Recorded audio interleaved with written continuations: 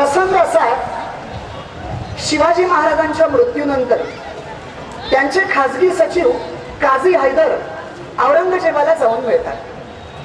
मधल्या कालावधीत औरंगजेब अतिशय अस्वस्थ आहे. 3 लाख घोडदळ, 4 लाख पायदळ, प्रचंड तोफखाना आणि मनामध्ये मराठी राज्य नेस्तनाबूत करायचं अशी उर्मी घेऊन जो दिल्लीतनं दख्खनेत आला होता, त्याला जाणवायला लागलं होतं की आपल्याला जितकं अपेक्षित यश मिळायला हवं तेवढं काही मिळत नाही. कुठेतरी पावसाळ्याच्या एखाद्या तोंडावर भली मोठी रक्कम देऊन एखादा गड ताब्यात येतो आणि औरंगजेबाची पाठ फिरली की मराठे तो गड पुन्हा ताब्यात घेतात. प्रत्यक्षात औरंगजेबाच्या छावणीवर कुणीतरी येऊन हल्ला करतं आणि वरचा सोन्याचा कळस कापून नेतोय.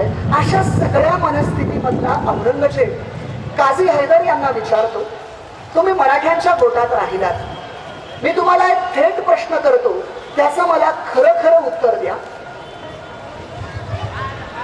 शिवाच्या मृत्यूनंतर मला असं वाटलं होतं की मराठी राज्य मी सहज जिंकू शकेन, पण मी पाहतोय मराठी राज्याला राजा नाही, राजधानी नाही, संपत्ती नाही, सैनिक नाहीत, खजिना नाही, आणि या सगळ्या गोष्टी नसताना सुद्धा हे मराठी लढतातच कसे? कशाच्या उर्मीवर लढतात, कशाच्या प्रेरणेवर लढतात? आणि मला एक थेट सांगा, माझ्या हयातीत तरी मी मराठी राज्य जिंकू शकणार आहे की नाही? या प्रश्नावर मराठ्यांच्याच गोटात राहिलेले काझी हैदर आलमगीराला उत्तर देत आहेत, गुस्ताखी माफ हो आलमगीर, पण शिवाजी महाराजांना इथली मराठी जनता परमेश्वरी अवतार मानते. शिवाजी राजाचं या मराठी माणसावर पुत्रवत प्रेम होतं आणि इथल्या माणसाचंही राजावर तितकंच प्रेम होतं. आणि त्यामुळे शिवाजी राजाची आठवण जोपर्यंत इथल्या माणसाला आहे तोपर्यंत घराघरातून सैनिक तयार होतील आणि तोपर्यंत आपल्याला मराठी राज्य जिंकता येणं अवघडच नाही तर अशक्य आहे. काझी हैदरनं दिलेलं उत्तर तंतोतंत खरं ठरलं. 20 फेब्रुवारी 1707 ला अहमदनगरच्या छावणीत 89 वर्ष जगलेला आणि 25 वर्ष मराठी राज्यात राहिलेल्या आणि मराठी राज्य नेस्तनाबूत करायची अशी मनात उर्मी बाळगलेल्या औरंगजेबाचा मृत्यू झाला. त्याची कबर याच मराठी मातीत खणावी लागली, पण त्याला मराठी माणसं आणि मराठी राज्य जिंकता आलं नाही. कारण शेवटपर्यंत शिवाजी महाराजांना इथली जनता विसरली. तेव्हाच तर सोडाचो, आज 325 वर्ष उलटून गेली. ढाली तलवारींची जागा अण्वस्त्रांनी घेतली. राजेशाही जाऊन लोकशाही आली.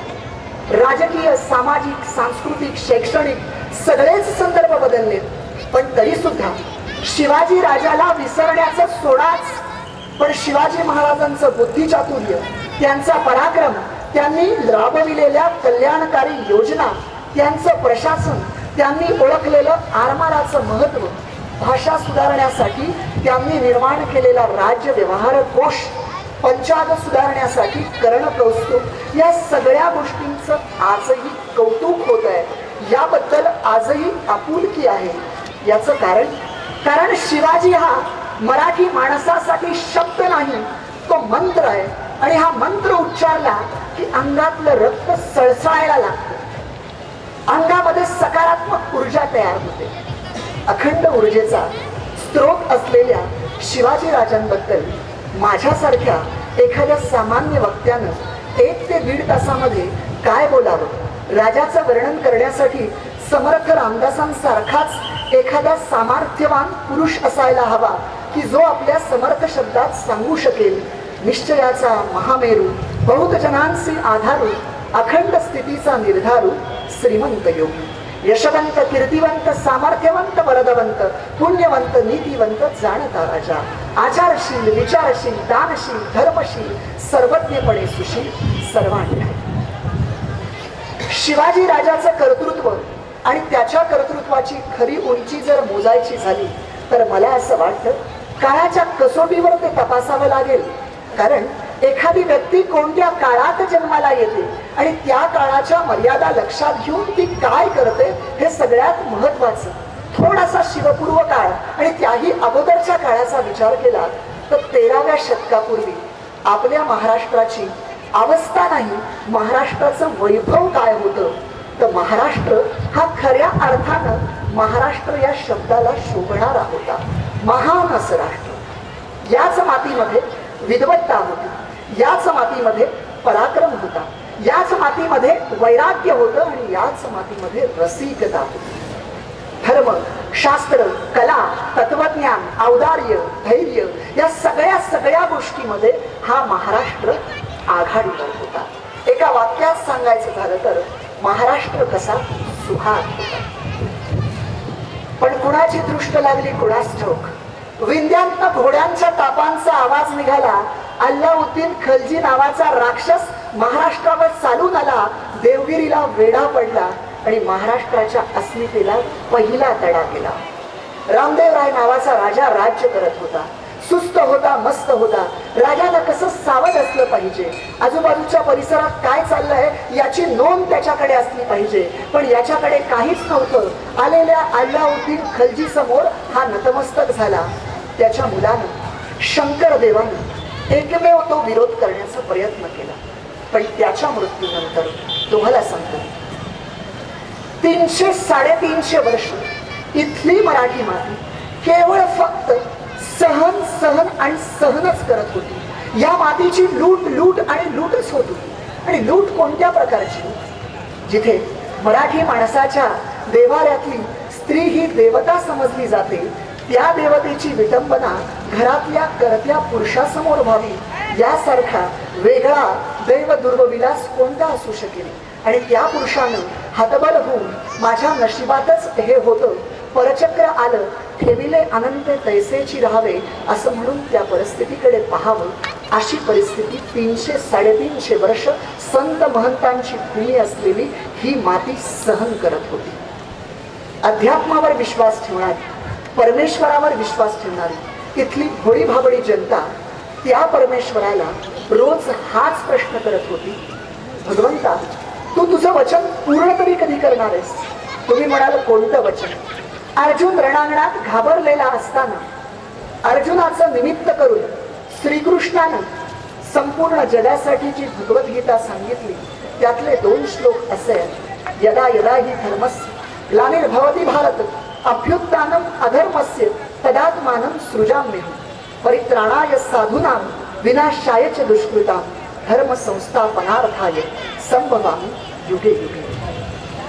जेव्हा जेव्हा या पृथ्वी तलावर अधर्माचं राज्य माजेल आणि दुष्ट दुर्जनांचं राज्य माजेल तेव्हा तेव्हा सज्जनांच्या रक्षणासाठी मी पुन्हा पुन्हा जन्म घेईन असं परमेश्वरा तू म्हणाला होतास. आणि आता या पृथ्वी तलावर काही सज्जनांचं राज्य आहे का? तू तुझं वचन पूर्ण तरी कधी करणार आहेस? एका बाजूला ही भोळी भाबडी जनता परमेश्वराकडे हा प्रश्न करत होती आणि त्याच वेळी जुन्नर जवळ शिवनेरी नावाच्या गडावर एक स्त्री आपल्या गर्भामध्ये एका अंकुराला वाढवत होती. आणि कोणत्या अवस्थेत माहिती आहे? या स्त्रीची अवस्था विचारू नका. आजचं वैद्यकशास्त्र आम्हाला सांगतंय की गरोदरपणामध्ये स्त्री शारीरिक आणि मानसिक या दोन्ही अवस्थेमध्ये कणखर असली पाहिजे. तिचं स्वास्थ्य चांगलं असलं पाहिजे, कारण त्याचा परिणाम तिच्या गर्भातल्या बाळावर होतो. पण जिजाबाईंची शारीरिक आणि मानसिक अवस्था कोणती होती?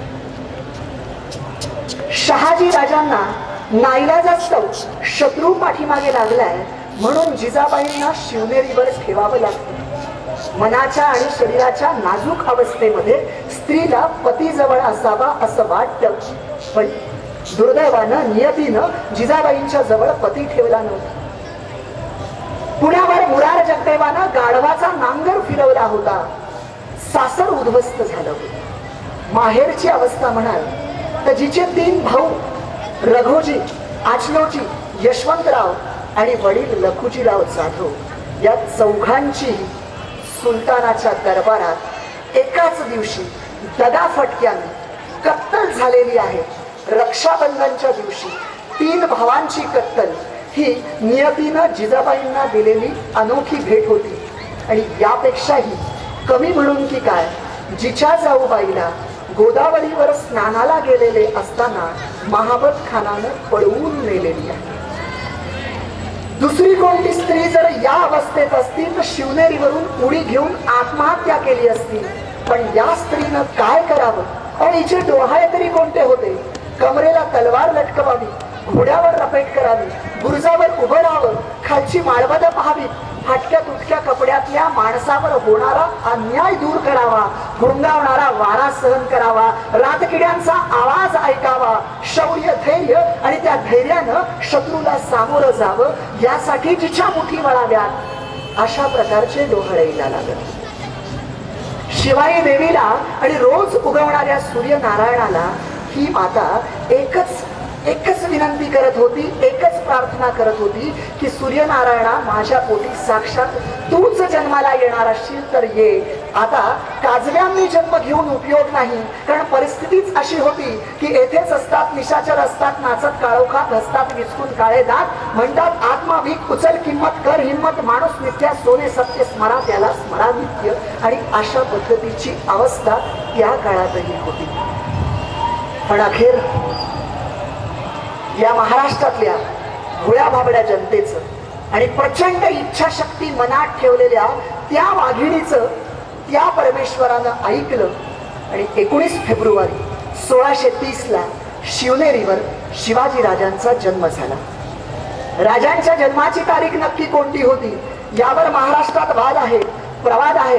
पण मला असं वाटतं राजे जन्माला आले आणि त्यांनी हिंदवी स्वराज्य स्थापन केलं यावर महाराष्ट्रात कुणाचंही दुमत नाही.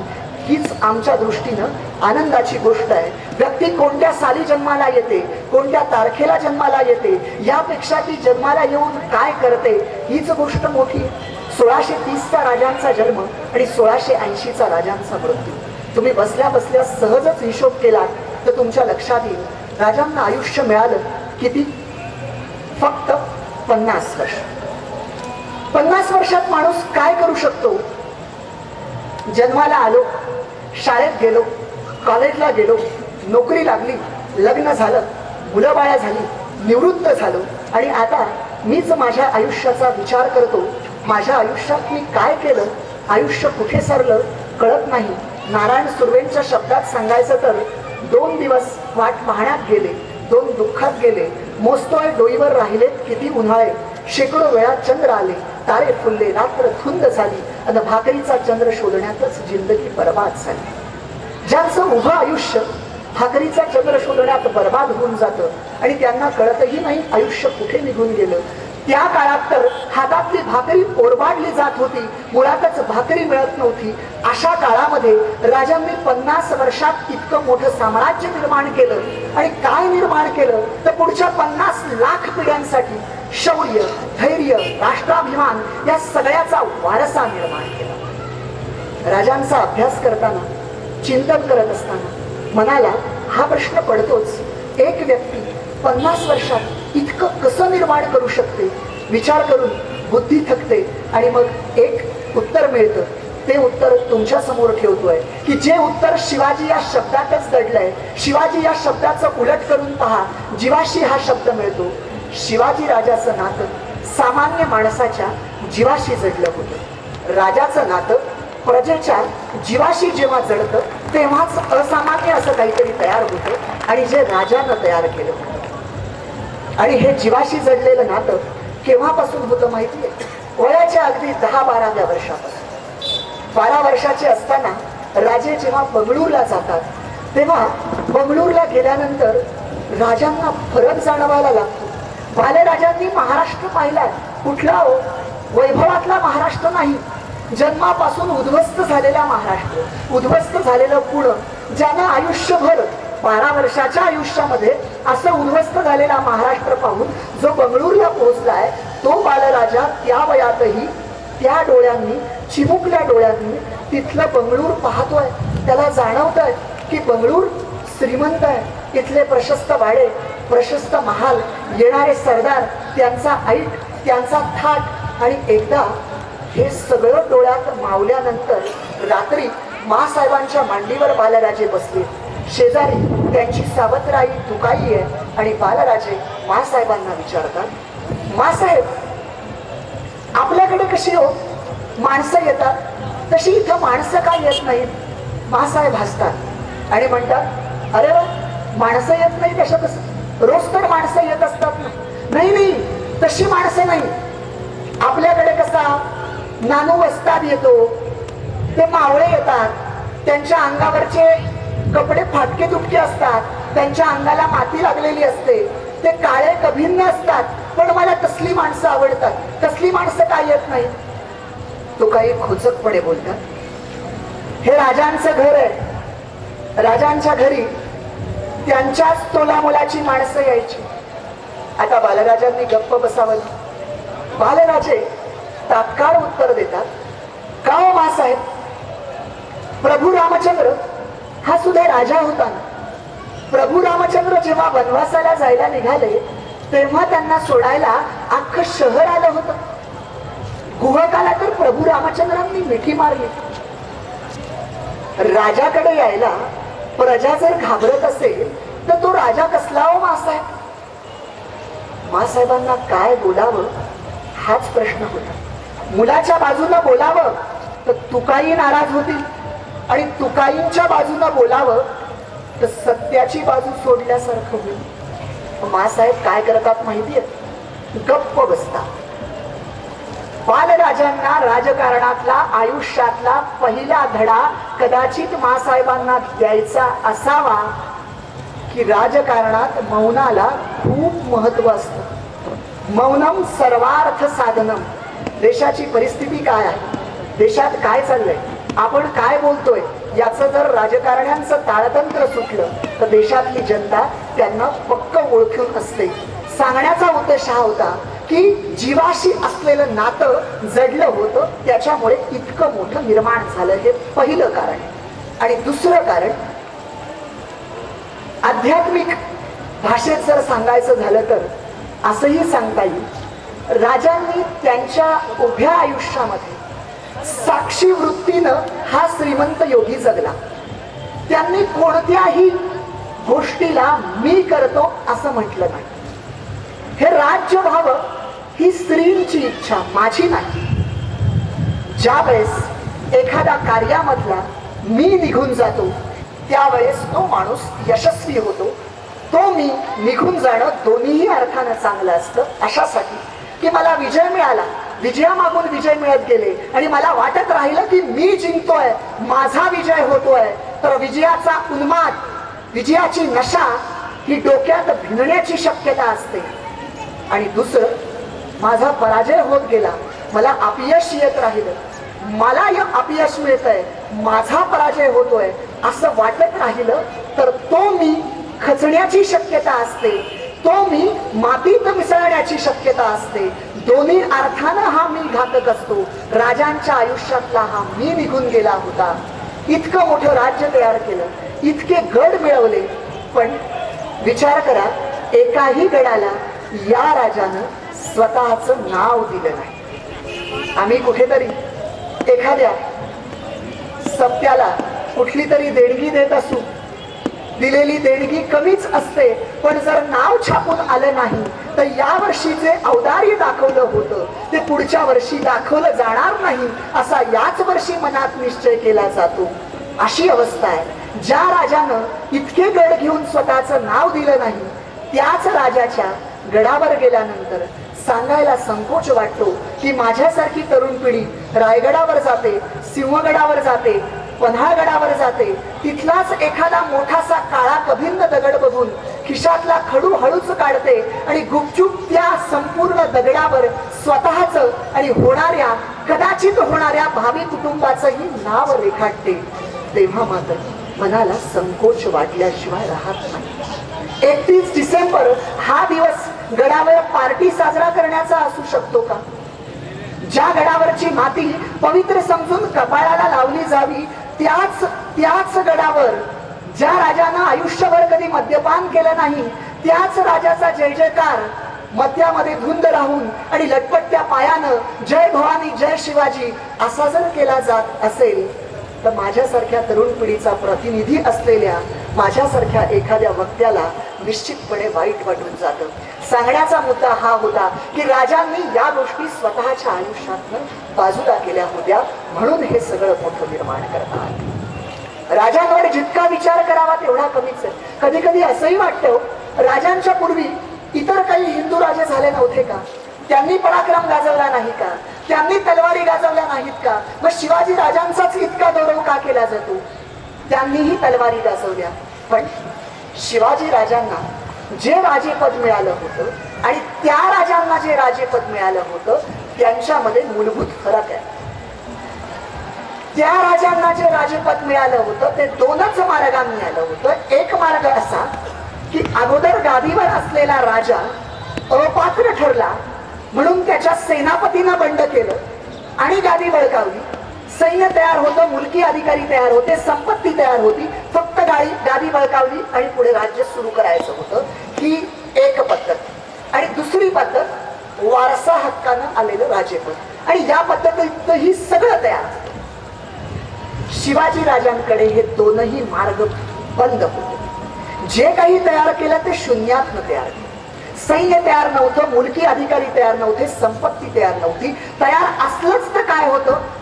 आदिलशाही तयार होती, मोगलशाही तयार होती, कुतुबशाही तयार होती, निजामशाही तयार होती. शिवाजीचं पारिपत्य करण्यासाठी या शाया चढत्या दमात तयार होत्या, पण तरी सुद्धा या शायांच्या छाताडावर पाय देऊन राजानं राज्य निर्माण केलं. पण ते खूप मोठं होतं म्हणून राजाचा गौरव आहे का? तर तसंही नाही. औरंगजेबाच्या राज्याची तुलना जर करायचं म्हटली तर काबूल कंदाहार पासून आसाम पर्यंत पसरलेलं आणि काश्मीर पासून कावेरी पर्यंत पसरलेलं औरंगजेबाचं राज्य आणि आपल्या शिवाजी राजाचं राज्य हे त्या औरंगजेबाच्या राज्यापुढे कैकपटीनं लहान होतं. पण नीतिमत्तेच्या तत्वावर आणि राज्य मिळवण्याच्या आणि गादी मिळवण्याच्या तत्वावर जर औरंगजेबाची तुलना शिवाजी महाराजांशी करायची म्हटली तर त्या औरंगजेबापेक्षाही लाखपटीनं आपला राजा आपल्याला मोठा वाटेल. औरंगजेबानं गादी कशी मिळवली? दारा, शुजा, मुराद या भावांची अवस्था काय केली? जन्मदात्या बापाला शहाजहानला कैदेत टाकलं. एका बाजूला हे दृश्य आणि दुसऱ्या बाजूला शिवाजी राजानं शहाजी राजांना विजापुरामध्ये कैद करून आणलंय. स्वराज्य कुठेतरी नुकतंच आता तयार होतंय आणि अशा अवस्थेत वडिलांना कैद केलंय म्हणून मुत्सदेगिरी तर दाखवलीच, पण कोंडाणा महत्वाचा गड सुद्धा दिला वडिलांसाठी. एका बाजूला बापाला हटवा, भावांना तुडवा आणि गादी मिळवा असं सांगणारी औरंगजेबाची प्रवृत्ती, आणि दुसऱ्या बाजूला बापाला कैदेतनं सोडवा, शत्रूला तुडवा आणि इतिहास घडवा असं सांगणारी शिवाजी राजाची प्रवृत्ती. आणि म्हणूनच शिवाजी राजा औरंगजेबापेक्षा लाखपटीने मोठा आहे. राजाचा अभ्यास तरुण पिढीनं करताना राजे म्हणजे केवळ फक्त पराक्रम, राजे म्हणजे केवळ फक्त शौर्य एवढंच लक्षात घेऊन चालणार नाही. राजे म्हणजे काय? तर राजे म्हणजे प्रचंड संयम. अफजल खान जेव्हा विजापुरातनं निघाला त्यावेळेस त्यानं पंढरपूरचा विठोबा उद्ध्वस्त केला, तुळजापूरच्या भवानीला हात घातला. अपेक्षा काय होती?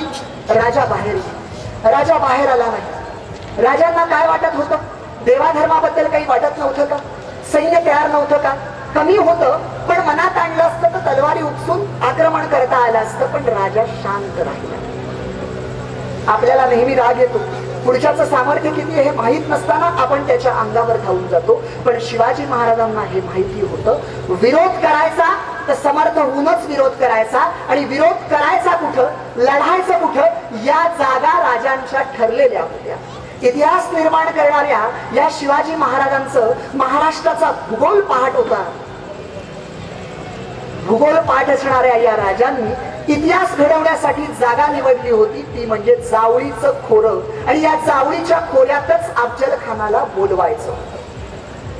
एपीजे अब्दुल कलामांची एक कविता आहे, ऐरण होशील तेव्हा घाव सोस आणि हातोडा होशील तेव्हा घाव घाल. राजकारण करणाऱ्या व्यक्तीला आपली ऐरणीची भूमिका कधी आहे आणि हातोड्याची भूमिका कधी आहे हे कळलं पाहिजे. सरपटण्याच्या जागा आणि फणा काढण्याच्या जागा या चुकता कामा नयेत. ऐरणीची भूमिका असताना घाव घालायला गेलात आणि घाव घालण्याची भूमिका असताना ऐरणीसारखी भूमिका वटवली. सरपटण्याच्या वेळेस फणा काढला आणि फणा काढण्याच्या वेळेस सरपटायला लागलं तर राजकारण चुकतं.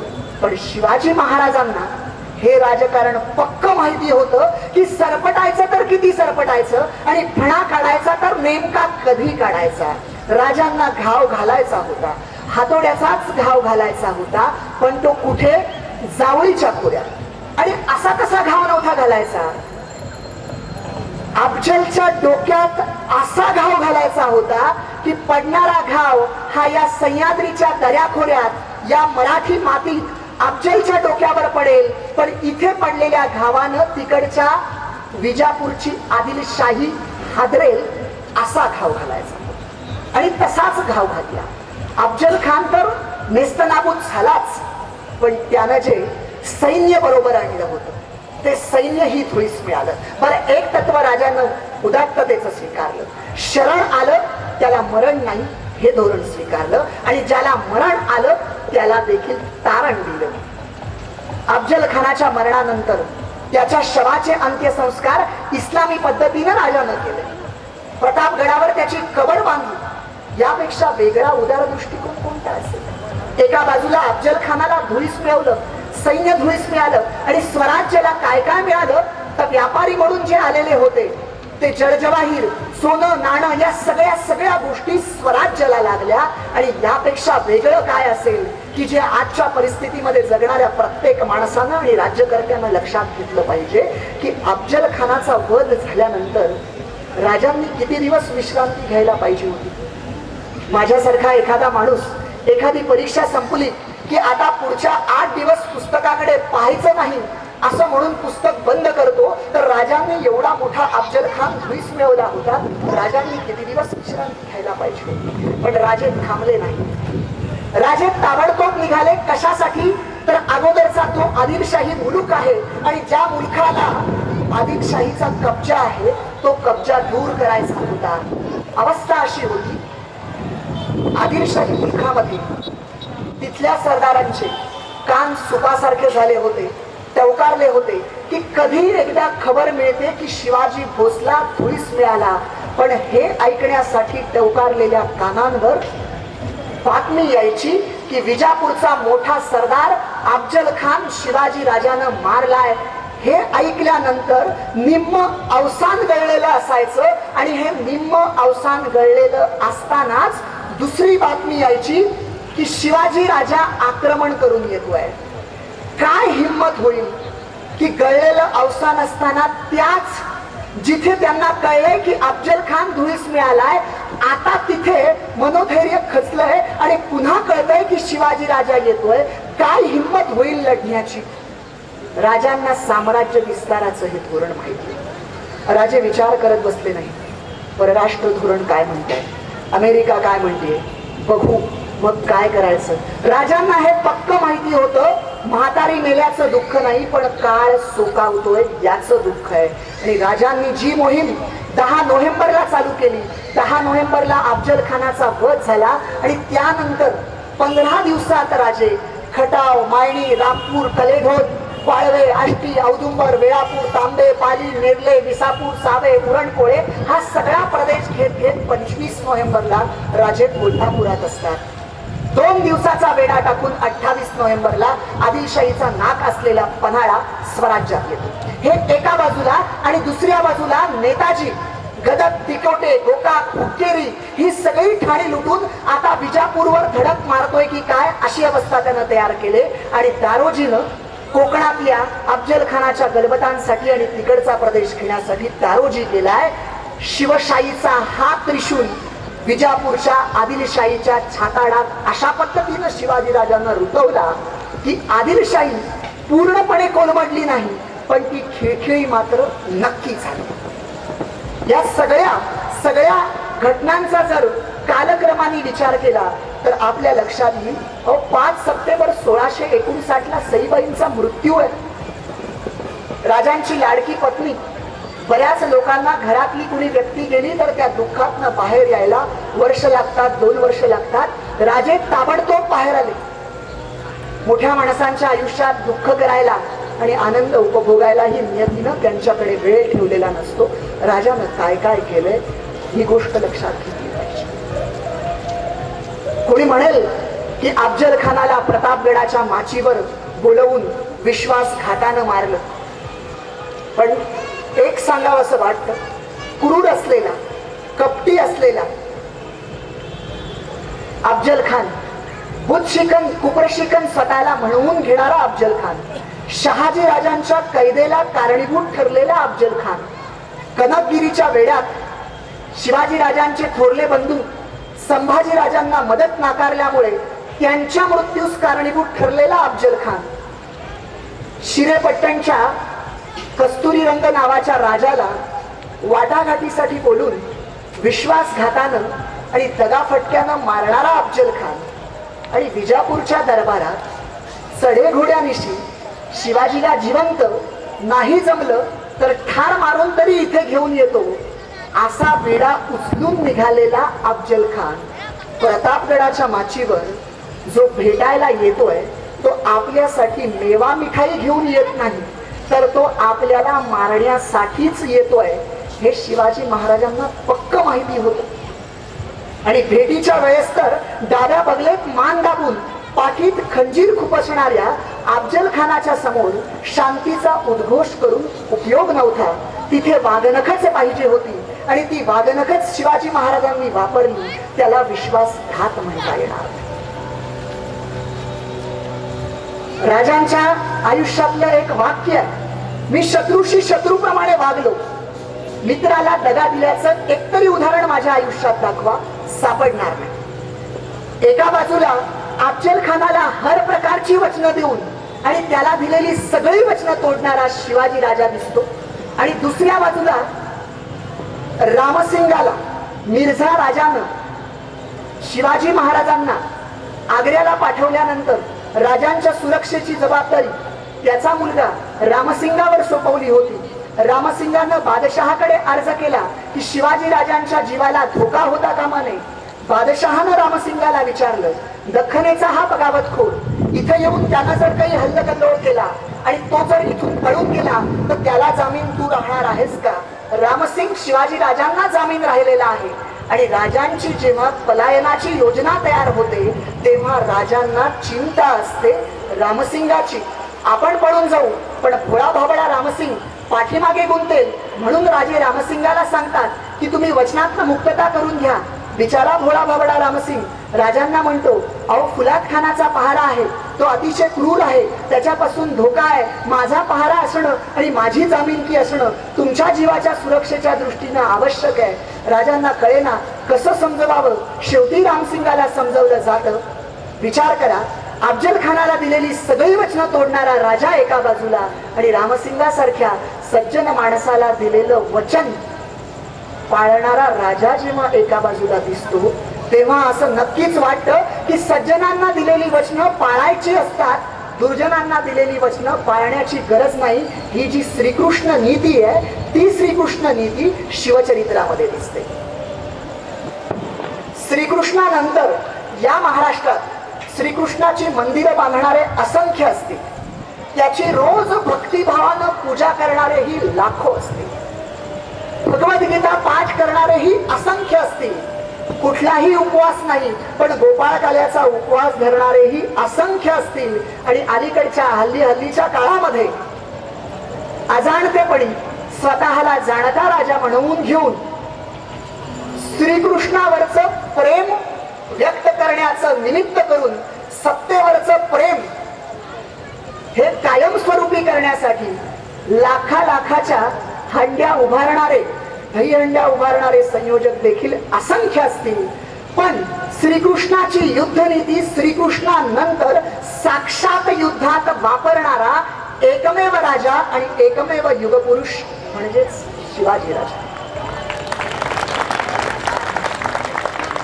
शिवाजी राजांचा जेव्हा आपण अभ्यास करतो तेव्हा आपल्या लक्षात येतं की अहो, राजा म्हणजे काय हो, शत्रूच्या डोक्यात देखील एखादी कल्पना येणार नाही, ती शिवाजी महाराजांच्या डोक्यात यायची. आणि नुसती यायची नाही बरं का, नाहीतर माझ्यासारख्याच्या डोक्यात सुद्धा लाखो कल्पना येतात, पण त्या जितक्या वेगानं येतात त्याच्या हजारपट वेगानं त्या निघून जातात.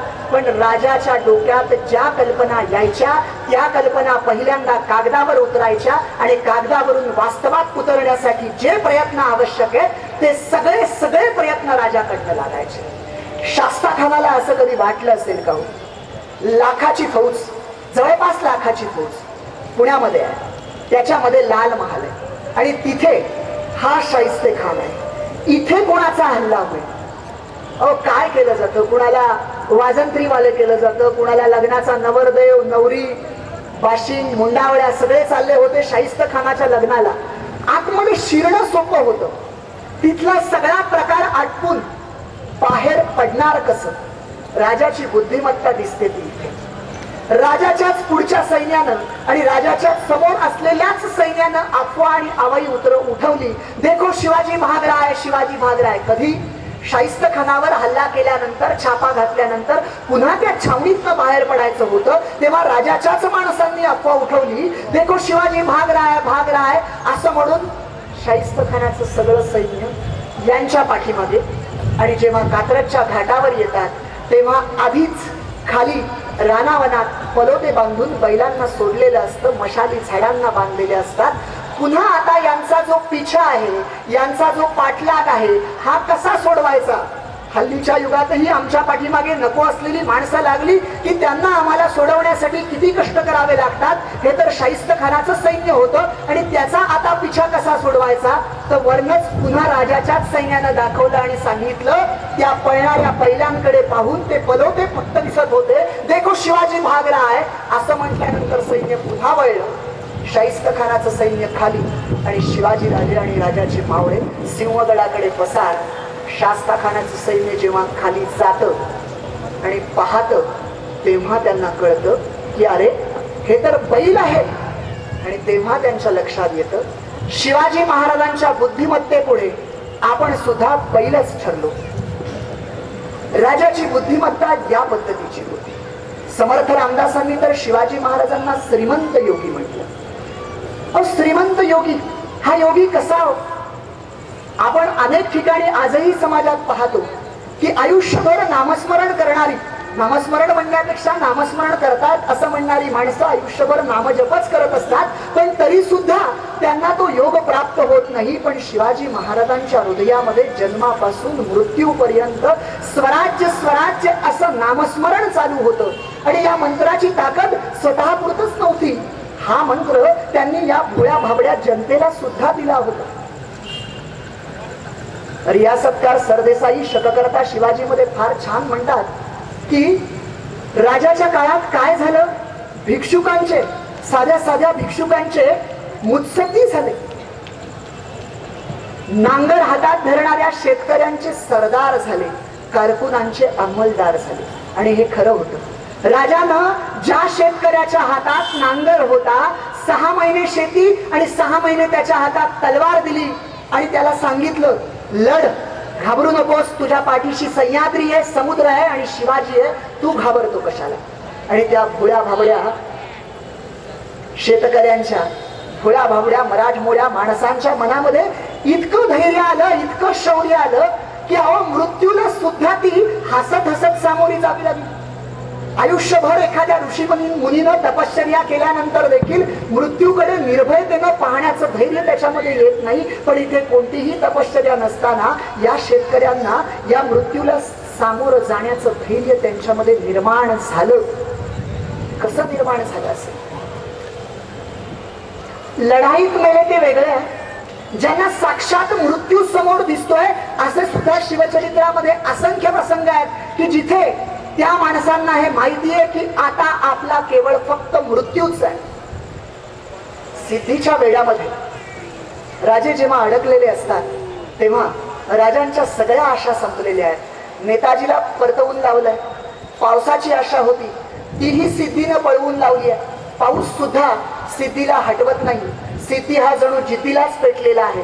आणि असं सगळं असताना आदल्या रात्री राजे शिवानाव्याला बोलवतात आणि शिवानावी अतिशय भोळा भाबडा, राजांवर प्रेम असलेला, राजे परमेश्वराचा अवतार, राजे म्हणजेच आपल्यासाठी सर्व काही, असा तो भोळा भाबडा शिवा.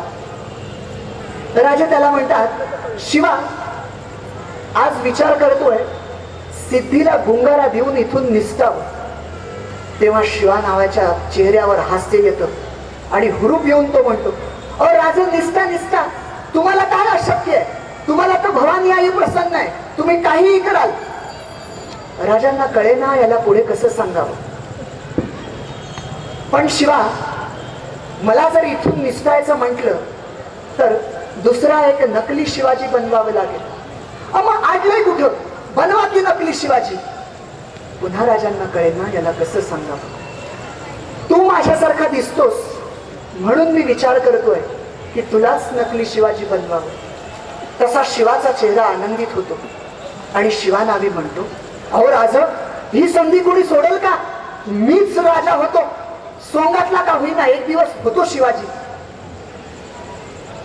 महाराज शांत होतात आणि शिवा नाव्याला म्हणतात, शिवा, शिवाजी होणं इतकं सोपं नाही रे.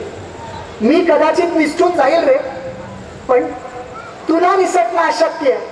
तुझा मृत्यूच समोर असणार आहे. माझ्यासारखा असता तर म्हणाला असता, राजे नीट विचार करा, मी सोडून आमच्या सैन्यातल्या कुणालाही पाठवा. पण शिवा नावी काय म्हणाला, डोळ्यात पाणी आणून म्हणाला, राजा आता विचार करू नका, मीच जाणार. सोंगातला का होईना, नकली का होईना, एक दिवस का होईना, शिवाजी बनता आलं, माझ्या आयुष्याचं सोनं झालं. राजा मीच जाणार, एवढं दान माझ्या पदरात टाका, मीच जाणार. 2 पालख्या बनवल्या जातात. एक पालखी राजरस्त्यानं जाते. शिवा नाव्याची पालखी सिद्धीच्या हातात सापडते. सिद्धी शिवा नावी सापडलेला आहे. सिद्धीचा चेहरा खुललेला आहे. सिद्धी मोठ्या जिद्दीनं शिवा नाव्याला शिवाजी महाराज समजून म्हणतोय, या राजे या. अफजल खानाला वाघनखांनी फाडलं. तुमच्याबद्दल खूप ऐकून होतो. भूता केतासारखे तुम्ही गायक होता असंही ऐकून होतो. पण हा सिद्धीचा पंजा आहे. या हापशी पठाणाच्या पंजातनं आजपर्यंत पुढे सुटला नाही आणि सुटणारही नाही. असं सगळं बोलत असताना शिवानावी शांत होता आणि तेवढ्यात कुणीतरी एक सैनिक येऊन सिद्धीच्या कानामध्ये काहीतरी बोलतो आणि त्याच्यानंतर सिद्धीचा मगासचा चेहरा बदलतो. चेहरा लालबुंद होतो आणि तो शिवानाव्याला विचारतो, बोल तू कोण आहेस? तेव्हा शिवानावी तोंड उघडतो, अरे तुला आमचं राजा काय तुझ्यासारखं मूर्ख वाटलं का? त्यांनी दिला तुला गुंगारा, ते निसटलं, आता ते तुझ्या हातात नाही सापडत. कोण आहेस तू? मी शिवा. खरं सांग कोण आहेस? मी शिवा नावी. त्याचे परिणाम तुला माहिती आहेत का? अरे परिणामाची चिंता करतो कोण? परिणाम जर माहित नसते तर इथं आलोच नसतो. तलवारी उपसल्या जातात. शिवा नाव्याला मारलं जातं. मराठी मातीत मराठी मातीच्या रक्षणासाठी एका सच्चा रक्षणकर्त्याचं रक्त पडतं. एका बाजूला हा प्रसंग असतो आणि दुसऱ्या बाजूला हिरडेस मावळातले 600 बांदल आणि बाजीप्रभू देशपांडे राजांची पालखी पळवत असतात. तुम्ही कधी पन्हाळगडावरून विशाळगडातलं अंतर पाहिलं तर तुम्हाला जाणवेल, मध्ये सपाटी आहे, आजूबाजूला लपायला कुठे जागा नाही. कल्पना करू शकणार नाही, 22 ते 24 तास अन्न पाण्या वाचून पालखी पळवली जात होती. गजापूरच्या खिंडीत जेव्हा ही पालखी येते, मसूदचं सैन्य पाठीमागे आहे. राजांना कळून चुकतं, आता सुटका नाही. राजे बाजीप्रभूंना म्हणतात, बाजी आता जे काही होईल ते आपल्या सगळ्यांचं होईल. आता आपण या असलेल्या 600 जणांसहित मसूद बरोबर लढूया. तेव्हा बाजी म्हणतात, नाही राजे, तुम्ही 300 बांधलांना घेऊन पुढे निघा, मी 300 घेऊन इथं थांबतो. राजे म्हणतात, नाही.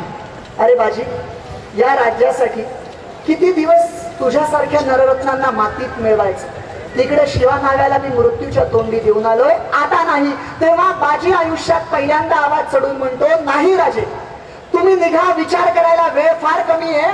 पण महाराष्ट्रातल्या असंख्य आया बहिणींचे कपाळावरचं कुंकू वाचावं आणि त्यांच्या हातातल्या हिरव्या बांगड्या फुटू नयेत असं जर तुम्हाला वाटत असेल तर त्या हिरव्या चुड्याची शपथ तुम्हाला आहे. राजे तुम्ही निघा, लाख मेले तरी चालतील, पण लाखांचा पोशिंदा जगायला हवा. फक्त गेल्यानंतर एकच करा, तोफ द्या, राजे निघा.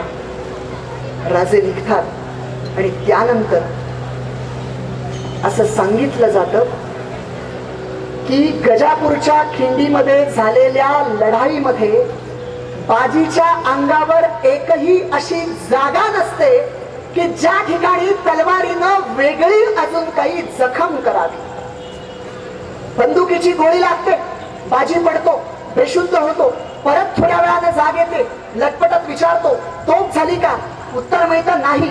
पुन्हा स्वतःशीच म्हणतो, हा बाजी तोफ झाली नाही तर मरतोच कसा, असं म्हणून पुन्हा लढायला उभा राहतो. रक्ताचा पुतळा जणू लढतोय असं वाटतं. आपल्या पायाला कधी ठेस लागली तर आई ग म्हटल्यानंतर काळजात काय होतं हे आपल्याला ठाऊक. इथे तर या बाजीनं तलवारीचे वार सहन केले होते कसे. पुन्हा अध्यात्मातलं एक उत्तर मिळतं. आमचं अध्यात्म आम्हाला सांगतं, अहम ब्रह्मास्मी, मीच ब्रह्म आहे. विवेकानंद म्हणत होते, आत्म्यामध्ये इतकं प्रचंड मोठं सामर्थ्य आहे. एखाद्या गोष्टीवर प्रचंड सामर्थ्य त्या आत्म्याचं कधी प्रकट होतं, एखाद्या गोष्टीवर जीवापाड श्रद्धा असते तेव्हा आत्म्याचं खरं सामर्थ्य प्रकट होतं. आणि बाजीचा हा जो रक्ताचा पुतळा लढत होता, हा बाजीचा पुतळा नव्हता, त्या आत्म्याचं सामर्थ्य होतं. कशामुळे निर्माण झालं होतं? शिवाजी महाराजांवर या माणसाची श्रद्धा होती, या मराठी राज्यावर श्रद्धा होती, मराठी मातीवर श्रद्धा होती. आणि ही श्रद्धा इतक्या पराकोटीची होती की त्याला देहाची बंधनं राहिली नव्हती. आत्मा त्याच्या खऱ्या सामर्थ्यानं प्रकट झाला होता. आणि जेव्हा तोफ होते तेव्हा बाजीला कळतं, इहलोकीची यात्रा संपवण्याचा हा क्षण आला. आपला जन्म कशासाठी झाला होता ते विहित कार्य आपलं पूर्ण झालं आणि बाजी धुळीत पडतो. मरताना त्याच्या चेहऱ्यावर कोणत्याही प्रकारचं असमाधान नसतं, काळजामध्ये कुठलीही हुरहुर नसते, रुखरुख नसते. साहेब कामावर मरतोय याचं कोणतंही शल्य नसतं, कुटुंबाची चिंता नसते. त्याला मनात हे माहिती असतं की आपण जितकी आपल्या कुटुंबाची काळजी घेणार नाही त्यापेक्षाही 1000 पटीनं जास्त चांगली काळजी आपला राजा घेणार आहे आणि तो मागे आहे.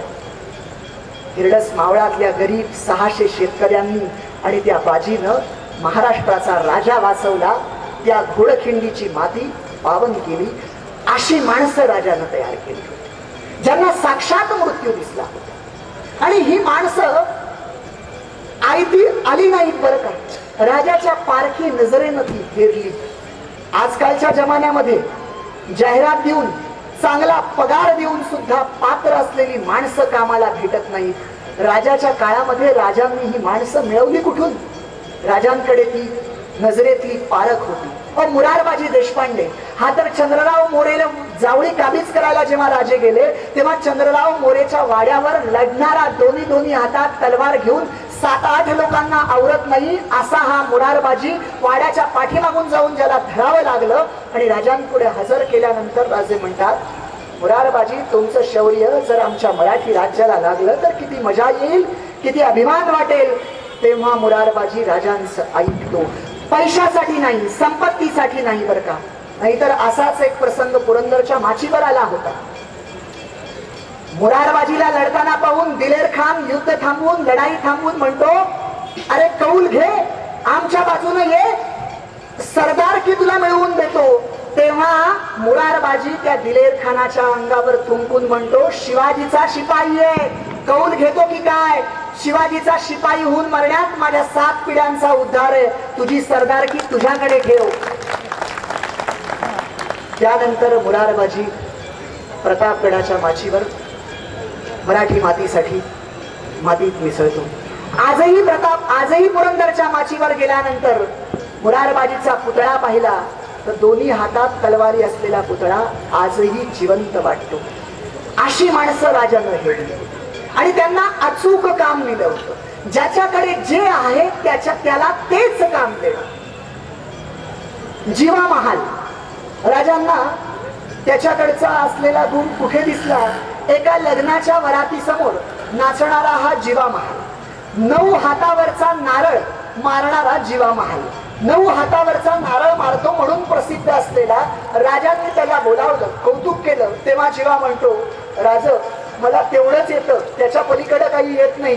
राजे म्हणतात, कोणती तरी एखादी गोष्ट यावी, पण ती इतकी उत्तम यावी की लोकांनी कौतुक करावं. आणि हा हेरलेला जीवा महाल राजांनी कुठे बसवला?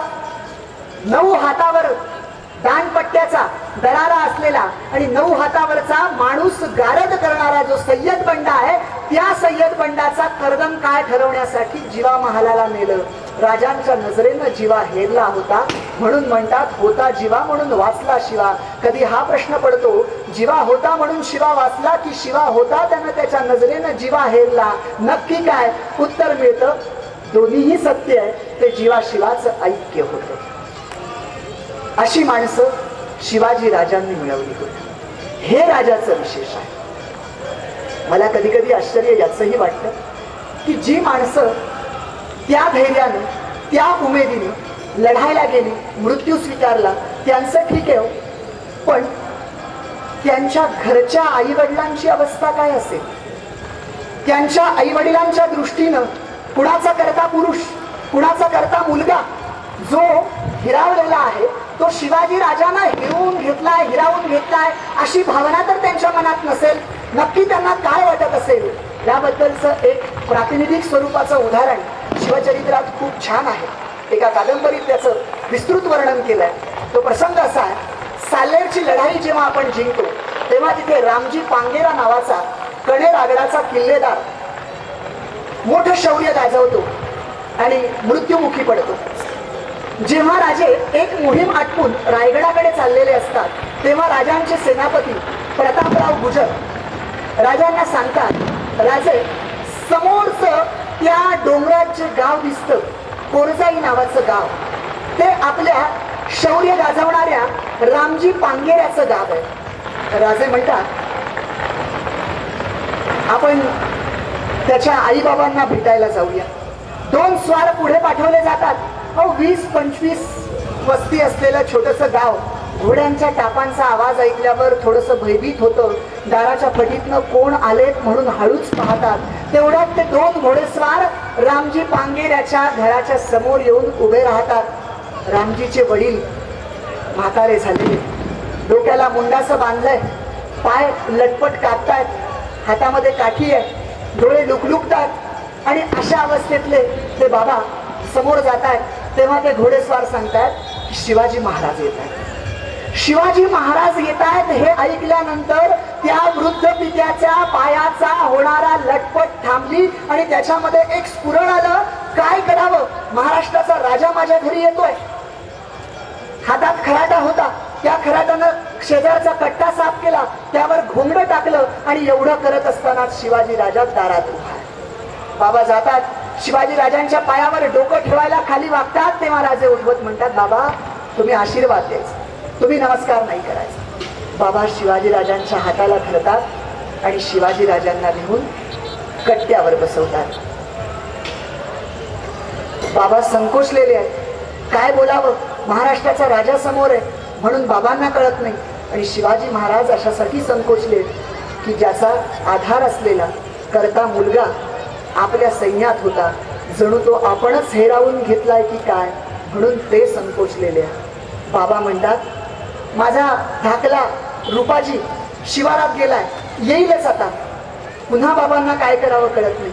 आतमध्ये घरात जातात. रामजीची विधवा पत्नी, रामजीचा छोटा मुलगा, रामजीची आई, त्या सगळ्यांना घेऊन बाहेर येतात.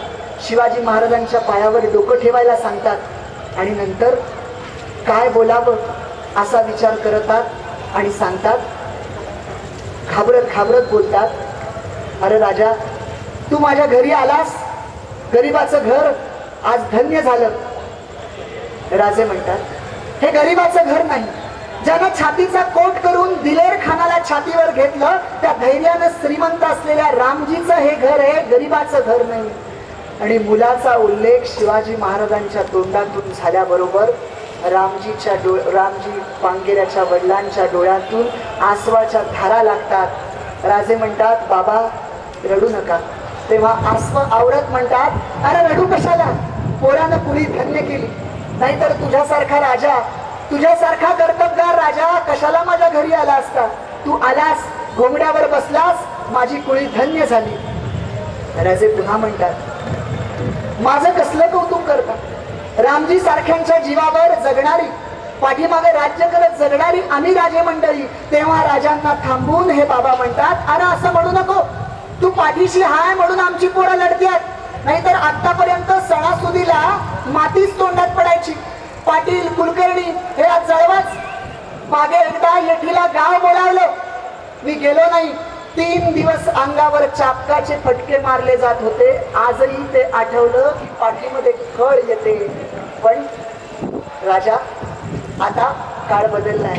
समोर बघ 2 जन्मत दिसतात, तुझ्याच सरकारातनं मिळाली. बी बियाणं पण तुझ्याच सरकारातनं मिळतं. आणि शेतकऱ्याला काय, जनावरं चांगली असली, बी बियाणं चांगलं असलं की मग पिकवायला कितीसा उशीर लागतो. अरे 2 हिस्सा घेतोस, 3रा हिस्सा घेतलास तरी बी लोक आनंदाला देतील. राजांची जायची वेळ होते. राजे प्रतापरावांना खुणावतात. प्रतापराव संपत्तीची थैली रामजी पांगेऱ्याच्या वडिलांच्या हातात देतात. बघा कुठली अवस्था आहे. ज्याचा मुलगा मृत्युमुखी पडलाय, ज्याच्या घरामध्ये एक वेळचं खावं आणि दुसऱ्या वेळी उपवाशी राहावी अशी अवस्था आहे, तो बाप संपत्तीची थैली नाकारतो आणि म्हणतो पोरगं गेलं म्हणून पैसे द्यायची गरज नाही. शिवारात शेत आहे, पाठीशी तू आहे, पैशाची गरज काय. तेवढ्यात ढाकला रूपाजी येतो. रूपाजीला राजांच्या पायावर डोकं ठेवायला लावतो. राजे पुन्हा म्हणतात बाबा तुमच्यासाठी काय करू सांगा, काहीतरी केलं पाहिजे, असं नका करू, काय करू सांगा. तेव्हा बाबा विचार करतात आणि म्हणतात करशील, नक्की करशील. हो म्हणे, सांगून कर पहा. रूपाजी असा या बाजूला उभा असतो, शिवाजी महाराज समोर उभे असतात. बाबा रूपाजीला समोर आणून म्हणतात हा माझा धाकला मुलगा रूपाजी, रामजीला जसं सांभाळलंस तसं याला देखील सांभाळ, यालाही तुझ्या सैन्यात घे. कुठला पिता म्हणतोय ज्याचा मुलगा काहीच दिवसापूर्वी मृत्युमुखी पडलेला आहे, तो वृद्धावस्थेतला एक पिता राजाला सांगतोय की माझा दुसरा आधार सुद्धा तुला घे. तेव्हा राजे म्हणतात नाही, घरादाराचं काम हे सुद्धा महत्वाचं काम आहे, याच्यासाठी हा राहू द्या. तेव्हा आजोबा म्हणतात नाही अरे म्हातारा झालो की काय, याला घेऊन जा, माझ्या संसाराची चिंता करू नको. तू महाराष्ट्राचा जो संसार मांडलाय तो संसार टिकला पाहिजे, तो संसार नाही टिकला तर माझ्या नाही अनेकांच्या संसारातला सार निघून जाईल, याला घेऊन जा. आणि मग राजे घरची व्यवस्था लावून त्याला रायगडावर येण्याचे आदेश देतात. हे उदाहरण प्रातिनिधिक स्वरूपाचं म्हणून तुमच्या समोर अशासाठी ठेवलं की जे जे कुणी या मातीसाठी मृत्युमुखी पडले त्या प्रत्येकाच्या घरातल्या आई वडिलांच्या मनातली भावना अशाच पद्धतीची होती. याचं महत्वाचं कारण म्हणजे त्यांना राज्य वेगळं वाटत नव्हतं, राजा वेगळा वाटत नव्हता. राजाला प्रजा आपली वाटत होती आणि प्रजेला राजा आपला वाटत होता. राजेशाहीतली लोकशाही त्या काळात आपण अनुभवत होतो. आणि का वाटणार नाही हो, कुठल्या तरी बाबाजी भिकाजी गुजर नावाच्या खेड शिवापूर जवळच्या रांजे नावाच्या गावच्या त्या पाटलानं रामजी खोडे नावाच्या एका इस्माच्या मुलीच्या आबरूला हात घातला, तिनं आत्महत्या केली. हे प्रकार नेहमीच घडायचे, पण वेगळं काय घडलं होतं